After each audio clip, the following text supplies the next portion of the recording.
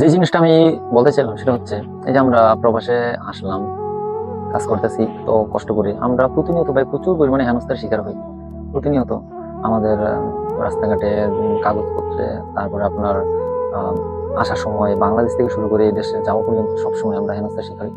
কিছুদিন আগে দেখেন না, এয়ারপোর্টে একটা ভিডিও ভাইরাল হয়েছে, দুইটা ফোন নেওয়ার অনুমতি আছে কিন্তু দুইটা ফোন নিয়েছে, তারপরেও তাকে বিভিন্ন ধরনের হেনস্থার শিকার হতে হয়েছে।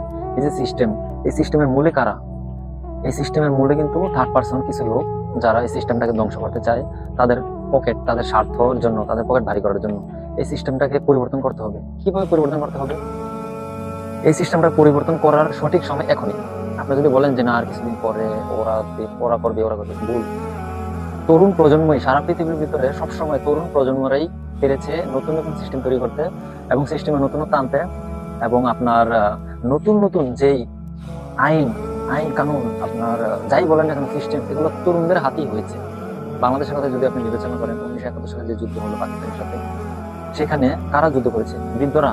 নো, তরুণরা। 1952 সালের ভাষা আন্দোলন থেকে শুরু করে এই যে স্টুডেন্টরা, শিক্ষার্থীরা, ঢাকা বিশ্ববিদ্যালয়ের বিভিন্ন বিশ্ববিদ্যালয়ের শিক্ষার্থীরা, তারা পথে নেমেছে যুদ্ধ করে।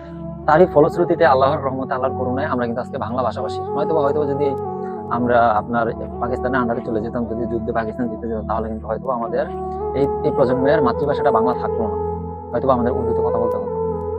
এই তরুণরা তরুণরা জুলাইয়ের যে আপনার যে ঘটনাটা ঘটলো বাংলাদেশে, সেখানে তরুণদের সবচেয়ে সব সব তরুণরাই যুদ্ধ করলো, তরুণরা মরলো, তরুণরা সবকিছু করলো তরুণরা।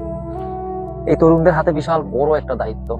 এবং আপনি যদি ইসলামের দিকটা বিবেচনা করেন, এই তরুণদের কিন্তু ইবাদতটা আল্লাহ অনেক বেশি পছন্দ করেন। কারণ আপনি বৃদ্ধ হয়ে গেছেন, আপনি এখন ঘরে বসে থাকবেন, খাওয়া দাওয়া করবেন, আপনি এখন নামাজ পড়বেন, দাঁড়িয়ে রাখলেন, ওইটা বেশি গুরুত্ব না।